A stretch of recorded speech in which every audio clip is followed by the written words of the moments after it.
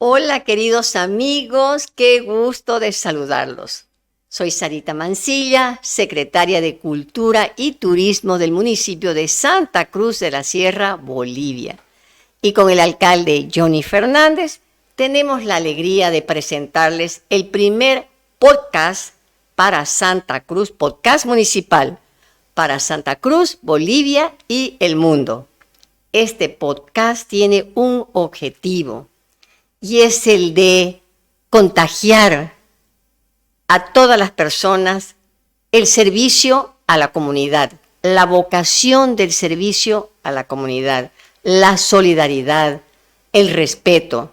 Y eso es a través de la educación. ¿Y qué mejor, queridos amigos, de hacerlo a través de la lectura? ¿Y qué mejor si ahora nos vamos a ir a leer, a incentivar la lectura de la historia, pero especialmente nuestra historia, la historia de Santa Cruz de la Sierra, donde nacimos, donde nos criamos, porque eso es lo que fortalece nuestra identidad. Para esto hemos invitado a la historiadora Paula Peña Hasbún. Así que por favor, entre todos, recibámosla con un fuertísimo aplauso.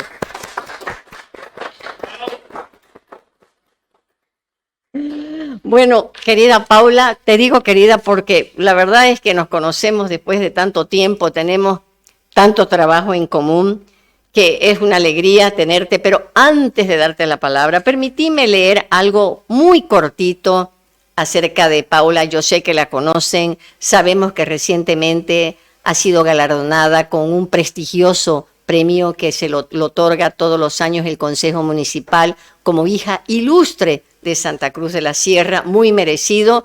Y algo que me gustó, me adelanto a lo que dijiste ese día, me siento muy contenta porque la mayoría de estos premios se dan en el ocaso de la vida.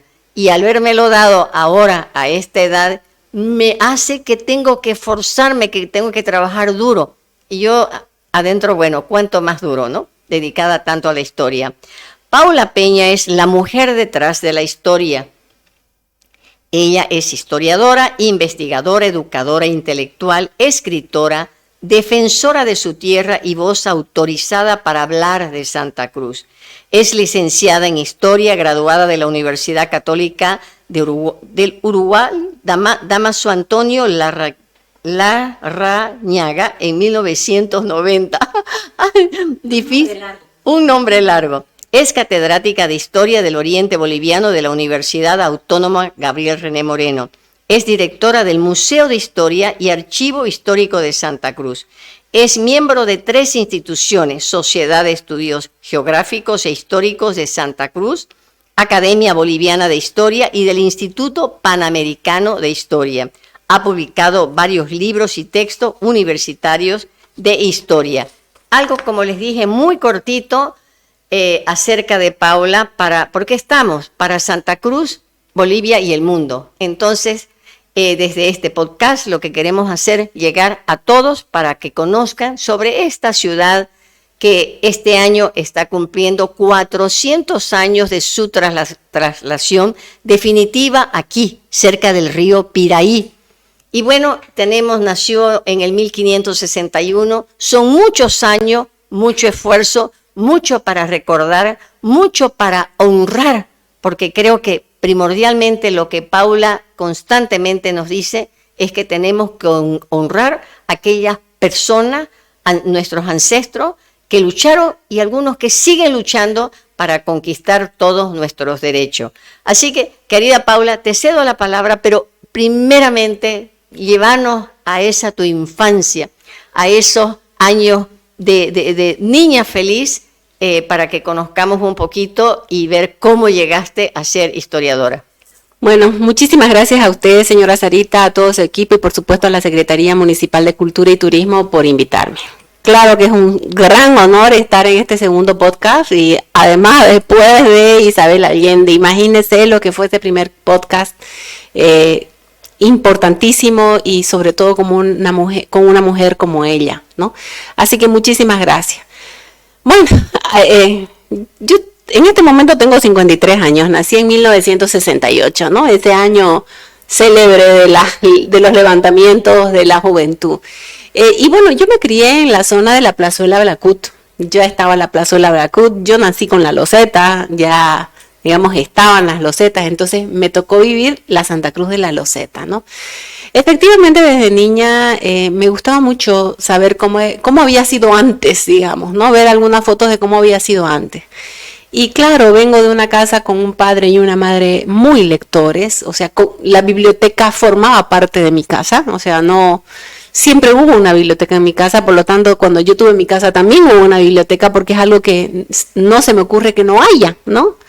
Entonces, acostumbrada a la lectura, a vivir entre los libros, ¿no? Aprendí a leer desde muy niña y mis padres siempre me contaban las novelas que iban leyendo, los libros que iban leyendo. Entonces, siempre crecí con eso, ¿no? Qué sé yo, Mario Vargas Llosa, García Márquez, por decir algunos de esos del boom latinoamericano de los años 70, era lo que se conversaba en la mesa o lo que en las noches me contaban seguramente antes que me duerma. Por lo tanto, vengo de una casa con la lectura no solamente como un valor, sino como un hábito, ¿no? Uh-huh. Pero también entiendo que no necesariamente el hecho de haber sido criada en una casa con la lectura como un hábito y como un valor tiene que gustar. Tengo mi hijo Diego, que ya tiene 25, él hace ahora el doctorado en matemática, y para él la lectura era, así, una tortura china, ¿no? Cuando la gente me dice, pobre Diego, estudia matemática, pobre Diego hubiera sido si estudiara literatura o historia, ¿no? Entonces digo, independientemente las casas también una puede, en el caso mío viví en una casa en una biblioteca y me gustan mucho los libros, la lectura, la historia, la geografía, pero también doy el ejemplo que tengo un hijo que se crió entre libros, pero su inteligencia son las matemáticas. Y creo, si me permite, que eso es algo que los padres tienen que saber. Los hijos tienen que hacer lo que a ellos más les guste y nosotros como padres tenemos que saber valorar eso. Yo agradezco a mi padre y a mi madre que cuando les dije que quería estudiar historia me dijeron, podés estudiar lo que querrás, pero lo único que te pedimos es que lo que estudies lo hagas con pasión, lo hagas con el mayor esfuerzo posible. Y esa lección la aprendí bien, ¿no? Entonces, a veces los padres quieren que los hijos sean sus reflejos o sus espejos, ¿no? O lograr a través de los hijos lo que ellos no lograron. Y creo que es importante que nosotros como padres, o en el caso como abuelos, sepamos encontrar cuáles son las pasiones de esos niños y permitirlos que los hagan. Desde cualquiera, ¿no? No sé, si quiere ser carpintero, si quiere ser ingeniero, si quiere ser chef, si quiere ser lo que quiera ser un político, decirle que lo haga y que dé lo mejor de sí. Tuve esa suerte, señora Sarita. Yo sé que no todo el mundo tiene la suerte de que sus padres les dejen estudiar. Entonces, mi vida fue esa, ¿no? Mi papá era de San Ignacio de Velasco, entonces yo pasaba mis vacaciones en San Ignacio. Mi vida fue contándome las historias de los padres jesuitas, de las iglesias. Conocí las iglesias en el momento de su restauración y cada vez que estaba en esos pueblos buscábamos pues los túneles de los jesuitas, ¿no? Entonces, claro, tuve ese contexto, ¿no? Tuve ese contexto de vivir la historia, de vivir lo que fueron las misiones, de lo que fue el mundo jesuita, lo que fueron las lenguas indígenas. La abuela de mi padre hablaba la lengua, ¿no? Entonces, todas esas cosas que a una le hacen que vaya sintiendo un amor profundo por su tierra. Yo quería estudiar desde niña historia y geografía. En realidad la geografía me encantaba. Agradezco muchísimo en el colegio. Tuve una gran profesora de geografía, la profesora Elba Zambrana de Nürnberg. Mi profesor de historia fue el doctor Alcides Parejas. Antes había sido la profesora Dali, ¿no? Y bueno, el hecho también de tener profesores de ese nivel, así como el profesor Kisling fue mi profesor de matemática, pero digamos de tenerlo a don Alcides, a la señora Elba, le hacen a una que si le gusta la historia o si le gustan estas ciencias, le gusten aún más, ¿no? Y claro, cuando estaba en los últimos años, hacer un test psicotécnico, no, yo sé lo que quiero, ¿no? Y mucha gente intentó disuadirme, ¿cómo vas a estudiar historia? No, esto no importa. Yo sí desde mi casa estudiar lo que querrás, pero poné todo lo mejor de vos. Y eso fue lo que hice. ¿Dónde tenía que estudiar? Era el año 85 cuando yo terminé el colegio alemán. Mi papá me dijo, sería bueno poder ir a Perú, a Lima, por la capital del virreinato del Perú. Pero en ese momento Sendero Luminoso estaba así en su auge. Yo cumplí 17 años el año que es en julio, cumplí 17 y salí del colegio en octubre. Entonces, a Lima no iba a ir, Buenos Aires como que era muy grande para una chica sola, entonces me fui a estudiar a Montevideo y estudié historia en la Universidad Católica del Uruguay. Y la verdad que fue muy bien porque Uruguay, Argentina, Paraguay, Santa Cruz forman parte del antiguo virreinato del Río de la Plata, una conquista hecha por el Río de la Plata, es decir, una cultura rioplatense. Y el hecho de haber ido a Uruguay también me permitió ver todo eso. Primero, porque tuve profesores que eran bolivianistas, o en todo caso expertos en chiquitos, ¿no? El doctor Abaidía Cardi. Coincidió mi estudio con la presencia en Montevideo de don Jorge Siles Salinas, embajador de Bolivia en Uruguay, y de la señora, su esposa María Eugenia de Siles Salinas, una experta en la revolución de Tupac Katari en La Paz. Entonces tuve esa suerte de siempre estar, digamos, así arropada con estas personas que me estimulaban a seguir investigando y que me ayudaron muchísimo, don Jorge, doña María Eugenia, todos mis profesores en la Católica del Uruguay, ¿no? Entonces, creo que todo eso fue sumando. Yo cuando llegué a Santa Cruz de la Sierra, yo terminé la universidad en 1990, vine a Santa Cruz de la Sierra, ingresé a la Sociedad de Estudios Históricos y Geográficos, que también agradezco la figura como don Guillermo Pinker, don Plácido Molina Barberí, el don Otto Kenning, el doctor Roca y todo el señor Araúz, toda esta gente que venía trabajando en la historia de Santa Cruz, fueron también muy buenas personas conmigo. Ya no lo conocía a don Hernando Sanabria porque él murió en 1986, no tuve ese gusto, pero sí tuve esta gente de la que aprendí muchísimo, ¿no? Y mi padre me decía siempre, anda, tenés que entrevistar a la gente que antes de que fallezca, pues, ¿no? Esos transformadores de Santa Cruz, esa gente, hombres y mujeres que hicieron posible, porque creo que si hay un problema que se da en la actualidad es que muchos jóvenes no valoran a quienes nos antecedieron, ¿no? Hay ese complejo de Adán que dicen que creen que son los primeros. Yo creo que ninguno somos los primeros. Hay tanta gente que hizo tanto trabajo antes de nosotros y el no destacarlo muestra como que uno no es agradecido con quienes lo antecedieron, ¿no?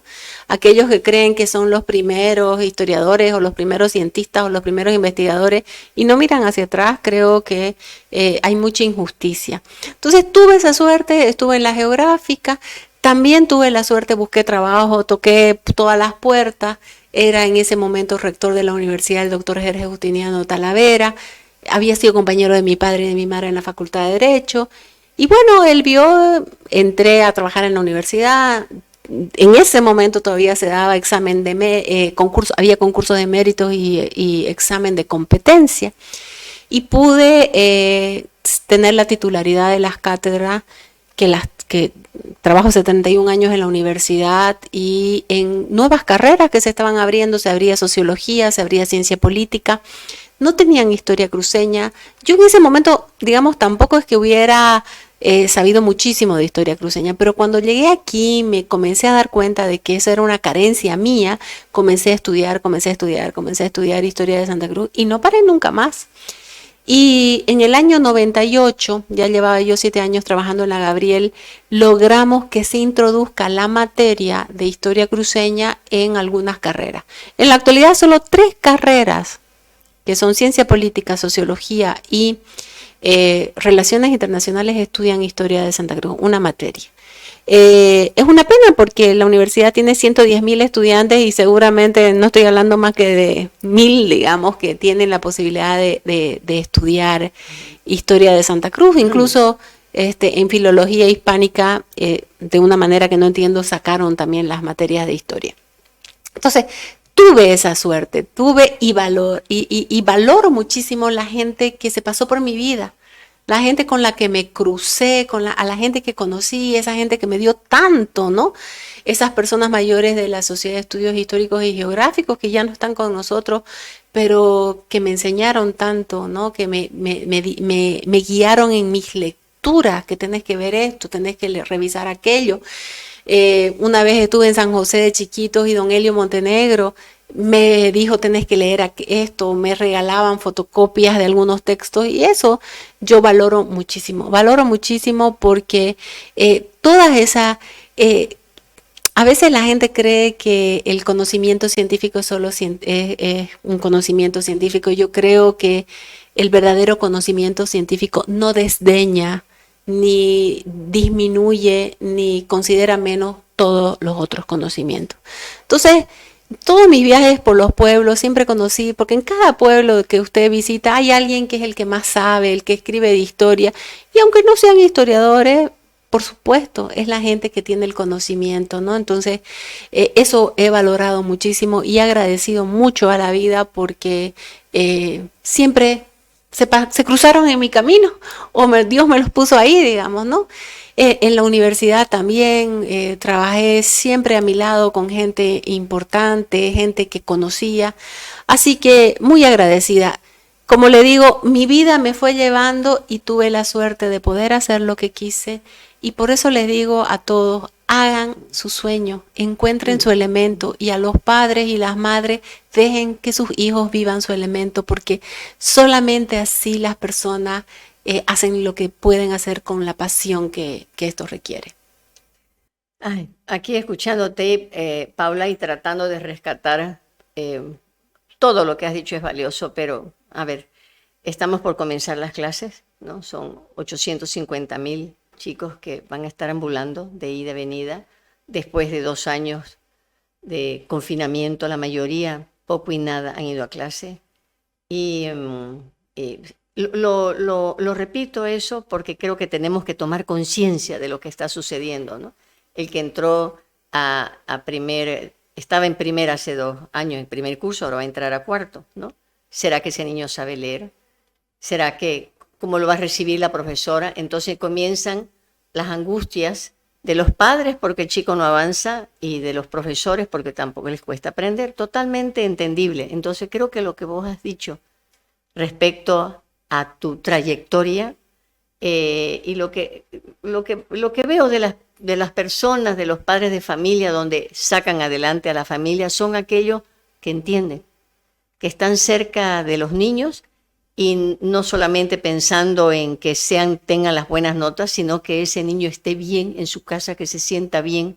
Y el que se siente bien en su casa es porque tiene el apoyo, la aceptación, como vos dijiste, y probablemente, mira vos, que no le gustaba la lectura y está haciendo un doctorado ahora, Diego, en Estados Unidos en matemáticas. Yo misma estaba sorprendida viniendo una persona historiadora, nada que ver, y sin embargo le dejaste que continúe su rumbo. Y creo que ahí va el primer buen mensaje para la población, para que los padres no se desesperen y vayan poco a poco dándole a ese niño que vaya saliendo poco a poco. Y lo mismo de la maestra que lo recibe, que trate de destacar en qué le está yendo bien para resaltar y hablar siempre dándole apoyo que va yendo bien en vez de estar menoscabando y diciéndole pero estás mal, estás sacando malas notas, mira lo que estás haciendo, no sabes leer, no sabes nada, dejarlo a un lado.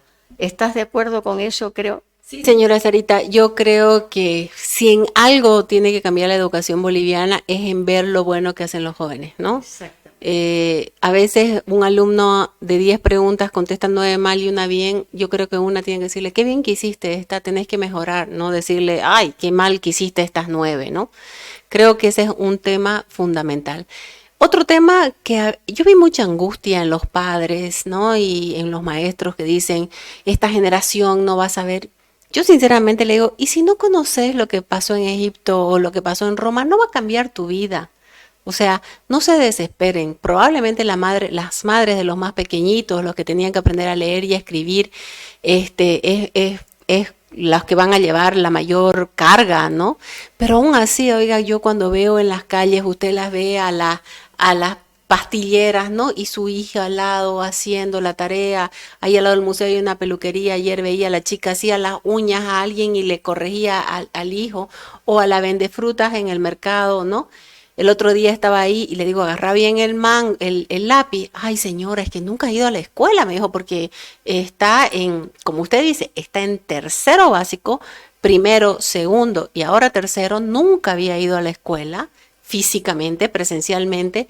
Y claro, no les habían dicho cómo tenía que agarrar el lápiz. No, tenés que agarrar así el lápiz, ¿no? Entonces, no hay que desesperarse. Yo creo que si no aprendiste filosofía, no aprendiste literatura, son otras cosas las importantes en la vida, ¿no? Eso me lo dijiste el año pasado, cuando tuvimos una charla y me dijo, yo no me preocuparía que los chicos no estén yendo a clases, me dijiste. No, yo no, de verdad Así, no me preocuparía. Ajá. No me preocuparía como se han preocupado tanto. No van a saber ya. Probablemente no sepan las integrales perfectos, ¿no? Pero, ¿qué es lo que tenemos que hacer ahora? Que la vuelta a clases no suponga un shock, no suponga lo que usted ha dicho, una desesperación. Muchos colegios privados han seguido pasando clases, pero hay algo que la gente no quiere entender: el 85% de la educación es pública. Así es. Por lo tanto, esa es la escuela pública la que nos preocupa. Usted ha dicho 850,000 estudiantes en Santa Cruz de la Sierra. Digamos que el 15% de los privados sean 100,000, por decir algo. Estamos con 750,000 chicos que van a volver el 14 de marzo a usar el transporte público, que es lo que la gente no ha tomado en cuenta. Yo no sé lo que van a hacer los micros y lo que va a hacer todo a partir del 14 de marzo, ¿no? Pero bueno, toca. Cada época histórica impone, ¿no? Impone algunos obstáculos. Los niños tendrán que aprender a hacer mejor las cosas. Las maestras no deberían desesperarse, y los padres tampoco. Y bueno, si habrán algunos vacíos en la vida, se corregirán, ¿no? De a poco. De a poco, porque incluso hoy yo le digo, tengo alumnos que todo el tiempo, siéntese bien joven, no se acueste sobre mire, universitarios de segundo año que se acuestan para escribir, ¿no? Y pasaron por la escuela formal, ¿no? Entonces, no me preocuparía tanto, pero Bien. sí es hora de que la escuela asuma una actitud más proactiva. Y en estos 2 años también creo que ha habido un cambio en los padres, porque hasta hace poco los padres no, digamos que lo mandaban a la escuela y que haga como pueda, ¿no? Sin embargo, ahora yo conozco muchas mujeres que han dejado de trabajar porque no tenían la manera de acompañar a sus 4 hijos pequeñitos para la escuela. Entonces, seguramente también ha habido una involucración mayor de las madres con los niños, lo que hace bien. Lo que hace bien preocuparse por el avance de los hijos en la escuela. Bueno, vamos a ver, yo creo que este año va a ser un año piloto para todos, para padres, para niños. Y hay que tomarlo así. Hay que tomarlo así.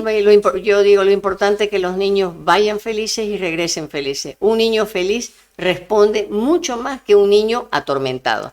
Así es, y por eso también decirle a los padres, no los atormenten con las notas. Lo más importante es tener un hijo normal, que disfrute de todo, que esté atormentado por ser el abanderado y de pronto su vida cotidiana sea un martirio, ¿no? Así es.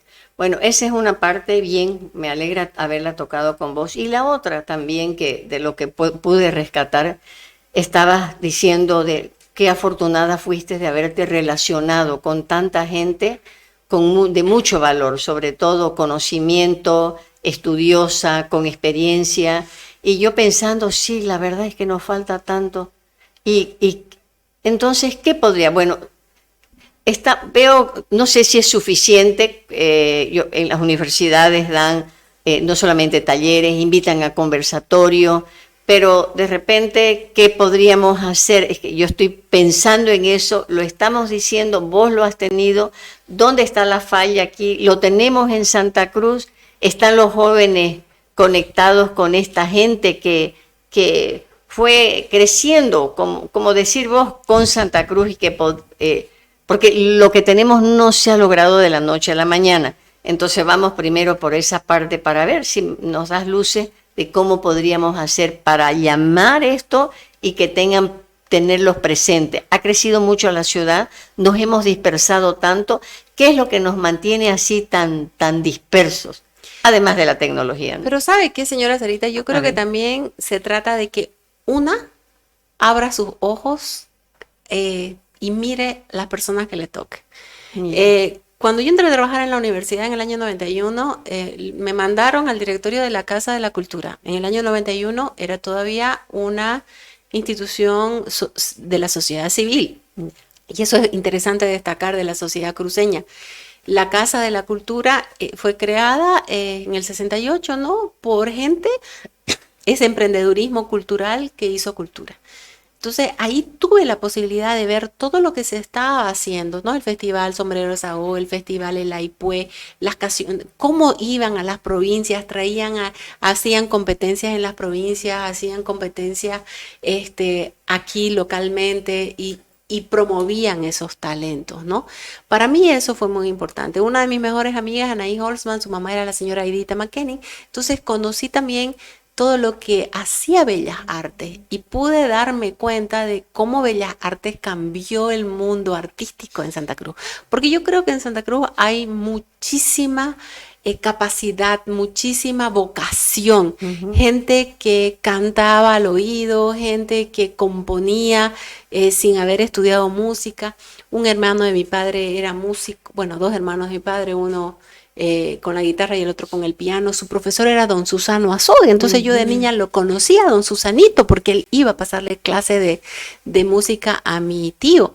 Entonces don Susanito siempre me despertó ese conocimiento. Por eso digo, probablemente depende de cuán abierta está la persona para aprender del otro. No importa si es el otro, es un gran y un célebre maestro o es una persona con poca educación, pero que transmite conocimiento. Entonces, tuve esa suerte de conocer, de saber cómo se fueron estableciendo. Ese año que yo estuve en el directorio, se construyó o se consiguió los dineros para la construcción de la biblioteca municipal, ¿no? Como don Marcelito Araújo había dado su casa para que funcionen los libros y ver esa transformación de Santa Cruz.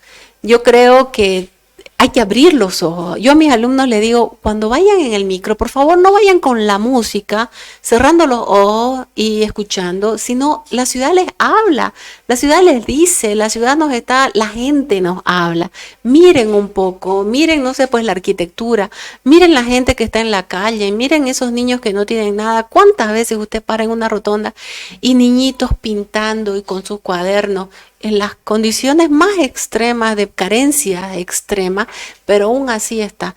Y si una no abre sus ojos para ver lo que la ciudad les dice, la gente le ofrece, también puede no verlo, ¿no? Entonces yo creo que de eso también se trata, más que de tratar de estar abierto, de estar siempre atento, ¿qué puedo aprender del otro? Sin que ese otro sea necesariamente un premio Nobel. Me has hecho feliz. Qué respuesta más sabia. Ay, yo feliz escuchándote, porque justamente es eso. Todo lo tenemos aquí a disposición, simplemente que tenemos que abrirnos. ¿Será que, por ahí va otra pregunta, en qué momento nos estancamos? ¿En qué momento esperamos, en vez de dar, en vez de tocar las puertas, esperar a que todo nos llegue en bandeja? No sé. Pero ahorita me vas a responder, pero eso me parece genial lo que has dicho, Paula, pero genial de abrirnos. Y te voy a decir por qué todavía, porque el otro día le hicimos un homenaje a Karen Rendón y el padre Hugo Aras dijo algo tan bello, y cuando estaba pasando tenía su papelito, y yo se los cuento porque es así como vos decís, el que quiere aprender, y le digo, pasando, yo estaba sentada en la fila en la Casa de la Cultura, padre, me lo regala su papelito, le dije, ya en plena función, porque él se levantó a hablar, a darle un homenaje, y él, claro, así me lo entregó el papel. ¿Y por qué? Porque quería volver a leer para aprenderme lo que había dicho. ¿Y qué puedo rescatar de todo eso que lo tenía escrito? Y fue una guía para él, para hablar bien. Y decía que sobre el artista, ¿ya? Porque todos somos artistas, vos sos un artista desde la historia, sabés contar todos. Y decía, lo que tenemos que hacer, la belleza está en el mundo, está por todas partes la belleza. Entonces cada artista, desde su lugar, toma lo que le agrada y lo plasma, en el caso el que pinta, lo plasma en una obra, en una imagen. Y esa es la verdadera creatividad, la que viene de arriba, desde Dios. O sea, él hablaba desde la parte espiritual.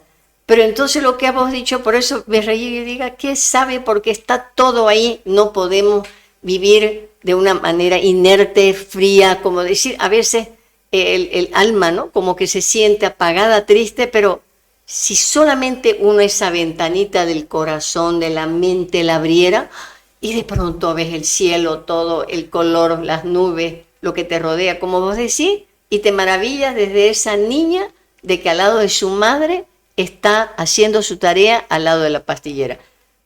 Pero tenías algo que decirme, no sé, yo rápido. No, eso, la capacidad pues de ver, ¿no? De estar dispuesto a ver. Dispuesto ¿no? A ver. Porque y aprender de todo, de ¿no? todo, así Por es. eso le digo, no pensar que solamente ciertas personas me pueden dar conocimiento. ¿Qué te hizo la pandemia? Es que ahorita que me deja aprender de todo, yo sé que mucha gente, y pues mencionaría, uno de mis hijos se hizo chef en la pandemia, que nunca había cocinado. ¿Vos aprendiste algo en la pandemia? Ay, señora Sarita, en la pandemia lo único que hice fue terminar todos mis pendientes. Yo quería que te pusiste al día. Me puse al día, la verdad, porque tantas cosas que uno deja para después, Yeah. que a veces cuando llega el 31 de diciembre dice, ay, Dios mío, me faltan días porque no he terminado con el año. Cuando yo vine, había estado en Chile en el momento de la pandemia, justamente dando unas charlas sobre la autonomía, porque usted sabe que en Chile recién se pudieron elegir los gobernadores de las regiones y ellos se inspiraron muchísimo en la lucha autonómica cruceña. Entonces me invitaron, estuvimos ahí, sobre todo en la región de Concepción, viendo cómo ellos estaban encarando esa nueva fase de descentralización. Llegué aquí y claro, ya Chile estaba con pandemia. Llegué, no pude conocer a ninguno de mis estudiantes porque yo llegué un día viernes y el día lunes el domingo la presidenta cerró todo, o sea que no los conocí personalmente. Y bueno, durante esos 4 meses, porque abril, mayo, junio, julio, nosotros en el museo volvimos a trabajar en agosto, pero en realidad digamos 5 meses de confinamiento. Así es. Me dediqué a terminar todo lo pendiente y bueno. Qué maravilla. Te pusiste al día. Me puse al día. ¿Ordenaste tu casa? No, me puse al día en todas mis cosas. Hubiera querido ordenar mi biblioteca, ya eso no me dio tiempo, porque nunca da tiempo, pues, ¿no? Empieza uno el trabajo y la cotidianidad nos arrastra. Así es. ¿No? Sí, así que me puse, le digo, y claro, yo hacía todo en mi casa como todas. Y por supuesto bien, ¿no? Contenta, hice también algunas otras cosas que capaz durante el día a día no podía hacer, ¿no? Pero como me puse a leer sobre la helioterapia, la necesidad, como en los años 30 del siglo XX la gente tomaba sol por 10, 15 minutos como una terapia para ciertas enfermedades. No tomar sol como simplemente para estar bronceada, ¿no? Sino tomar sol en, qué sé yo, en la espalda, en los lugares donde ayuda, ¿no? Y la verdad es que hice totalmente de acuerdo, ¿no? O sea, porque ahora es lo que más aconsejan, 15 minutos de sol por la vitamina D, es así, pero receta médica, ¿no? Y claro, me acordaba, mi padre siempre me contaba la historia del general Froilán Calleja Castro, un héroe de la guerra del Chaco, que lo confinaron a San Ignacio Velasco, y me decía, sabes que todos los días él se sacaba la chaqueta de militar y se sentaba en una silla con su espalda al sol y tomaba sol 15 minutos. Y claro, leyendo estas teorías de las terapias de sol que se usaron muchísimo a principios del siglo XX, hacía sentido, ¿no? Y comencé a hacerlo y la verdad es que que es necesario, porque sí, hay que hacerlo. Hay que hacerlo. Quien ¿no? nos escucha, háganlo, es pero totalmente cierto y ayuda muchísimo tome sol, para subir las defensas. Las defensas, la vitamina D, y también para otras dolamas, para la gente que tiene artritis, artrosis, todo, ¿no?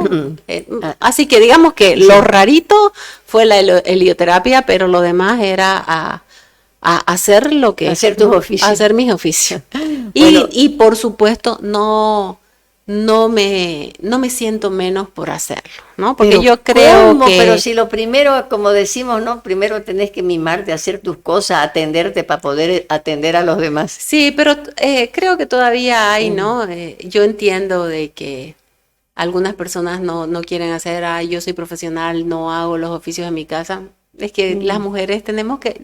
Y eso no es ser conservadora ni nada, ni mucho menos, solo que con mucho gusto trato de que mi casa, que al fin del cuenta mi vida, mi familia, viva lo mejor que yo pueda hacer, ¿no? Qué bien, Paula. Bueno, yo rapidito te digo, hice los ¿cómo es? Los Zoom. Claro. Sí, yo participé. Por eso te digo, ¿y quién iba a pensar que eso más tarde me iba a servir tanto, ¿no? Porque fue práctica y práctica y práctica. Hacíamos ferias de libro todo el día en los Zoom. Así que, y todo es práctica, ¿no? Volviendo a lo que... Pero mire usted lo que usted dice, cómo la vida la fue a usted adiestrando en esto, para llegar a esto. Pero a todos, ¿no, Paula? Sí, si nos damos cuenta, exactamente. Pero es porque hemos estado haciendo probablemente lo que nos agrada. Entonces, y no, a veces sí, pero cuando vos estás muy contenta con lo que te agrada, lo vas perfeccionando y no sabe uno cómo va a acabar. Ahora, eso, perdón, pero también tengo que decir cuánta gente ha sufrido el confinamiento, ¿no? Sí. Por supuesto, los maltratos a los niños, que los niños no hablan, ¿no? Si no son las vecinas cansadas de los gritos que denuncian. Sí, hablamos mucho de los feminicidios, pero no están hablando de los infanticidios y del maltrato a los niños. Nosotras las mujeres podemos denunciar, los niños y las niñas probablemente no. Entonces también esa es una parte, ¿no? Tiene un lado absolutamente negativo, muy duro de aumento del maltrato infantil, de la violencia doméstica, ¿no? Pero ahora volveremos a esta nueva normalidad que ya no va a ser igual que antes, pero por lo menos salir de la clase, ¿no? Pero más conscientes, ¿no? Por eso te toqué el tema de los chicos de regreso a la clase, toqué el tema de la tortura, por decir esa, de dentro del hogar, cuando no hay necesidad, cuando se puede hacer de otra forma, porque yo creo que tenemos todavía secuelas, ¿no? Secuelas del confinamiento, secuelas vos has visto, hablamos de los hábitos, a veces se queda un hábito, el maltrato en la casa y no sabes cómo, en qué momento detenerte, pararte y cambiar. Entonces creo que, eso va para una charla muy larga para ayudar cómo hacerlo. Y con expertas, porque yo no soy experta. Exactamente, y con expertos. Yo tampoco, pero podríamos alguna vez traer aquí de repente una psicóloga, una maestra para que dé pautas de cómo ayudar. Pero sigo con lo que estabas conversando y lo de, vos sentiste en esto de que Santa Cruz crecía con vos misma, ¿no? Creciendo. Sí. ¿Sentiste que hubo un quiebre en algún momento o cómo viste esta continuidad de la Santa Cruz? ¿Hubo un quiebre, algo que hizo un cambio? Porque yo recuerdo, no sé, Paula, pero no era que éramos diferentes, o de repente éramos más chicos, pero la gente, creo que eso no ha cambiado, la jovialidad, como dice el cruceño, es muy jovial, viene de su carácter. Pero ¿qué cosas pueden haber cambiado? ¿O hubo un quiebre? ¿Cómo lo ves? O sea, yo más que un quiebre veo que es como un turbión, ¿no? Como algo que ha venido arrasando y que ha ido avanzando, así con la fuerza de ese turbión. Ya. Y que a veces nos ha llevado, hemos tenido que actuar, pensar al mismo tiempo y ya no planificar tanto como lo habíamos hecho en el pasado, ¿no?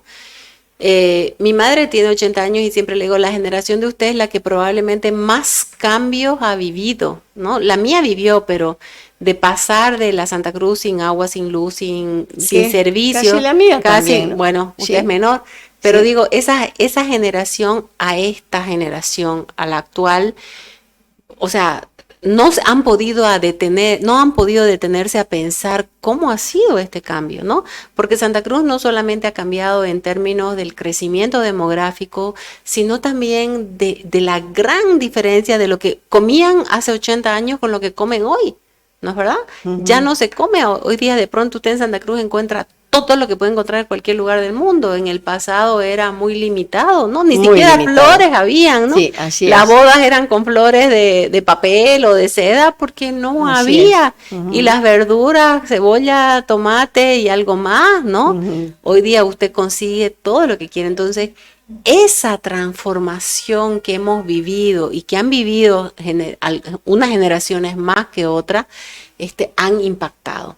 Si usted me dice en qué momento hubo yo creo que no hubo un quiebre, vino simplemente esa, como le digo, esa furia que está llevando, y creo que es hora, ahora que estamos para cumplir 500 años, de volvernos a detener, a pensar, ¿no? Y planificar. Porque Bien. claro, si usted piensa los años 50, los años 60, el Comité de Obras Públicas, la Corporación de Desarrollo, que era toda una inteligencia, el surgimiento de las cooperativas, de los bancos cruceños, de la agroindustria, y de la construcción de carreteras, de puentes y de todo aquello, simplemente fuimos, ¿no?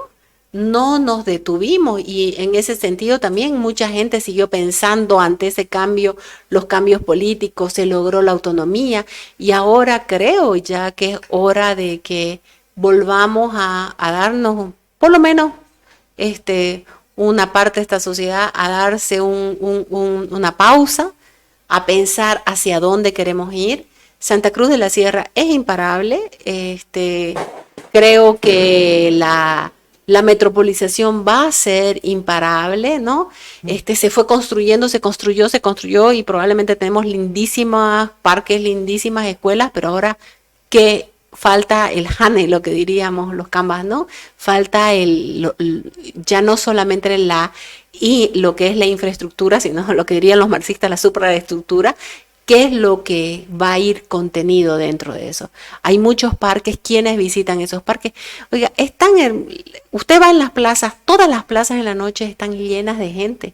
Los parques, como vi un estudio, de lunes a viernes la gente hace deporte, y de sábado a domingo los menos pudientes en los parques son sus paseos, van a hacer sus churrascos, van a estar entre familia, van a estar todo el día en el campo, digamos. No es el campo, está en plena ciudad, pero es como estar en el campo. Entonces, creo que es hora que nos pongamos a pensar qué Santa Cruz queremos para los 500 años. ¿Qué Santa Cruz queremos cuando esta ciudad cumpla 500 años, que no es poco, en términos no solamente culturales, sociales, demográficos, sino hacia dónde queremos llegar, ¿no? ¿Qué escuela queremos tener? No solamente la infraestructura, sino la escuela.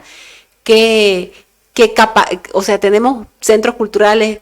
Usted estuvo claramente el otro día en ese lugar donde una persona dice, en Santa Cruz no hay biblioteca. Y yo le dije, vos decís que no hay bibliotecas. Yo simplemente te digo, alrededor de la plaza está la biblioteca del Museo de Historia y de la Universidad, está la biblioteca del Goethe, del Franco Alemán. Después está la del CCP, del Centro de la Cultura Plurinacional, una muy linda biblioteca. Está la biblioteca del CBA, una biblioteca impresionante. Está la biblioteca de la ESIT, que es una biblioteca muy completa. Está la biblioteca municipal, que está sobre la Uruguay, y sobre la Irala está la del Museo de Historia Natural. Entonces, solo en el primer anillo te he hablado de bibliotecas públicas donde encontrar. Y nadie las conoce. No, o sea, esa persona no sabía que habían. Y le digo, bueno, el hecho que vos no la conozcas no significa que no hay. Esta persona me decía, pero en esos otros países, en cada barrio, pero acá hay en cada distrito. La más cercana que vos tenés, le dije, está ahí en Hamaca. ¿Has ido alguna vez? No sabía. Anda, vas a ver lo que hay. No serán completas, pero yo tengo tantos alumnos que a mí me dicen, profesora, voy a hacer mis tareas todas las tardes a la biblioteca, porque en la biblioteca hay aire, porque en la biblioteca hay buena luz, ¿no? Que probablemente en sus casas no tienen, ¿no? Entonces, ese servicio que sí hay, pero claro, como no lo ven en su cotidianidad, porque no van a los barrios más carentes, ¿dónde están? ¿No? Ustedes como Secretaría de Cultura tienen 21 bibliotecas. y están en todos los distritos, si no me equivoco, ¿no? Hay 14, 15 distritos, no sé. Hay bibliotecas, entonces el hecho de que no las conozcan, por favor, no digan que no hay. No digan que no hay, porque me parece que simplemente no es la verdad. Entonces, eso tampoco se puede tratar de decir, el mundo es así porque es el mundo que yo vivo. Santa Cruz es mucho más que ese mundo que vive. Entonces, ¿qué hacer? ¿Qué función darles a esas bibliotecas para que los niños de todas las escuelas cercanas vayan?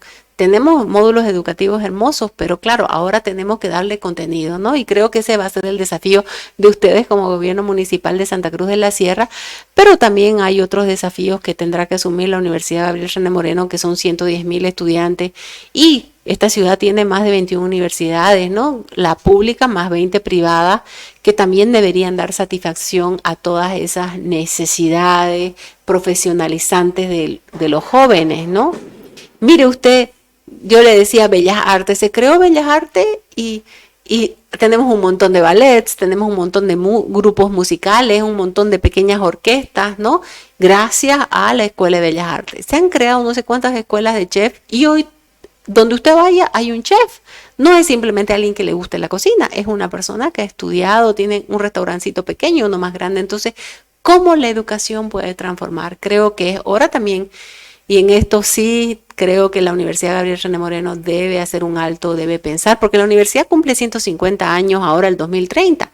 Habría que demandarle a las autoridades pensar qué quiere ofrecer a la juventud cruceña para el futuro. Paula, de nuevo, la verdad que yo me quedo con las voces envergadas porque tenemos una gran tarea, una enorme tarea. Has dicho muchísimas verdades, muchísimas que probablemente, como te digo, por ahí el 90% de la población no lo sabe, porque si esta señora no lo sabía y está dentro de un marco de influencia muy grande. Así que eso nos hace pensar que, de nuevo, de lo que aislados que estamos y del poco conocimiento que tenemos, y por lo tanto vamos por el orgullo. A ver, por el orgullo, cuando vos, en lo más simple con mis palabras, ¿ya? Cuando uno conoce a su familia, conoce sus logros, conoce sus luchas, oye, hablas con orgullo de tu abuelo, tu abuela, tus padres, tus hermanos, con orgullo. ¿Cómo hablaste de Diego? De orgullo, mi Diego. Entonces, ¿qué es lo que pasa con Santa Cruz? Creo que nos falta conocer muchísimo. Y yo creo que para eso estamos acá. Estamos con este podcast, vamos a invitar y me gustaría hacer con esto, me gustaría volver a escuchar personalmente esta charla para tener un plan por ahí, porque yo he visto que vos ya estás con un trabajo hacia los 500 años, tenés sí. una especie, podríamos decir, de planificación, y para eso es con personas pensantes, personas que te van a dar respuesta, porque no podemos ir así como dicen sin rumbo, sobre todo siendo que somos el municipio más grande de Bolivia, el más importante, que lleva la delantera en darle de comer al país, lleva la delantera en cultura, en delantera en muchas cosas, ¿no? Entonces, y el apoyo, nosotros siempre hemos sabido luchar y luchar para conseguir lo que básicamente tenemos. Entonces, no voy como te digo, he escuchado ahora todo eso, lo que has dicho que es muy cierto, lo iremos desmenuzando con el tiempo, interesante porque son muchos temas, pero creo que eso, que desde ya decirle a nuestros oyentes que el otro día me entregaste algo, eso comentame, por favor. No, claro, en realidad hemos empezado un trabajo ya hace mucho tiempo con Marta Paz. Marta Paz trabaja en la Universidad Evangélica, yo en el Museo de Historia. En 1986 se hicieron las jornadas Santa Cruz 2000. ¿Qué Santa Cruz querían en el año 2000? Nosotros en el año 2016, ¿no? En el año 2016 hicimos las jornadas 2061 hacia el quinto centenario, ¿no? Hicimos 1661 por ese Capicúa. Ahí se trató y se pensó durante semanas, gracias al apoyo de la gobernación de ese momento. Hicimos en el CEA jornadas de economía, de cultura, de medio ambiente, de política, de absolutamente todos los sectores y de todos los aspectos de la sociedad, qué hacer, incluso aspectos demográficos, ¿no? Ese fue un trabajo importantísimo que se hizo. A partir de ese trabajo porque nada empieza de cero, señora Sarita. No, El problema es cuando queremos decir lo de atrás no sirve y yo soy el mejor. No, nada empieza de cero. Después de habernos revisado la Jornada Santa Cruz 2000, después de habernos revisado el 1661 de Investigacruz, comenzamos a trabajar con un grupo de personas desde distintos ámbitos, desde biología, medio ambiente, periodismo, absolutamente todo para ver qué percepción tenían de Santa Cruz. Para ver lo que usted decía, ¿en qué momento nos perdimos? Bueno, no sé si nos perdimos, pero de hecho, a partir de 1995, la desaparición de Cordecruz, la municipalización, el Estado va a adquirir más poder y los ciudadanos menos. Entonces, queríamos que el poder vuelva a los ciudadanos, ¿no? Creo que los 21 días del año 2019 demostraron la capacidad cruceña de articulación, ¿no? Esa Santa Cruz insurrecta que se levantó y estuvo de pie, ¿no? Estuvo de pie 21 días, ¿no? Y el año pasado 9 días, y que fue la gente, ¿no? O sea, no le quitemos el mérito a la gente. Fue la gente en todos los barrios, de todas las clases sociales, que pararon. Incluso si usted iba ahí en las Américas, por donde vimos nosotros, cómo era un bloqueo en las Américas, o cómo era un bloqueo en la doble vía a La Guardia y Cuarto Anillo, o en la vía a Virubiru y el Octavo Anillo, cada barrio lo vivió de su manera, ¿no? Entonces, la gente tiene mucho poder y, como usted decía al iniciar esto, no preguntes qué es lo que el municipio está haciendo, qué estamos haciendo nosotros los ciudadanos. Si eso nos caracterizó a los cruceños hasta, digamos, casi finalizar el siglo XX, de que los ciudadanos les daban las respuestas que el Estado o los niveles de gobierno nos daban, en estos 30 años como que hemos ido perdiendo ese rumbo y bueno, pues lo debemos recuperar, ¿no? Ya estamos en el 2022, han pasado o van a ser 30 años de la desaparición de la corporación, de la desaparición de muchas de otras instituciones cruceñas. ¿Cómo vemos los cruceños el futuro y pensar qué podemos hacer para que nuestra ciudad y nuestro departamento sea mejor? Bueno, ya está la tarea sobre el tapete. Harto trabajo tenemos. Sí. Pero me parece bien, porque qué maravilla tener cosas para mirar a un futuro, qué maravilla poder planificar y qué maravilla ser parte de este momento que es histórico y que, bueno, siempre pensando, ¿cómo se hizo, no? Pensando en los demás. Eso es lo más importante, ¿no? Exactamente. Claro, porque si no pensamos, y cuando hablamos los demás es realmente los demás, ¿no? Y los demás todos, ¿no? Es Santa Cruz, el departamento, es Bolivia, es todo. Exactamente. Como dicen, ¿no? Ahora, con como se ve en el mundo, lo que sucede en Ucrania, de alguna manera nos repercute. Todo lo que hacemos repercute en los demás, de alguna manera u otra. Sufrimos por lo que están pasando, quisiéramos hacer algo más, pero de alguna manera nos afecta al mundo entero. Entonces, y si hacemos el bien también, pues, Paula. Así es. Y sobre todo, como usted decía, lo de Ucrania nos demuestra las miserias, los horrores de la guerra, porque lo que estamos viendo no es lo que realmente pasa. Lo que no estamos viendo es probablemente lo más crudo, ¿no? Lo más crudo que no lo vemos, ¿no? Porque, bueno, esa es la guerra, ¿no? Esa es la guerra, así es. Bueno, para finalizar, Paula, primeramente, muchísimas gracias aquí, como siempre, un placer conversar con vos.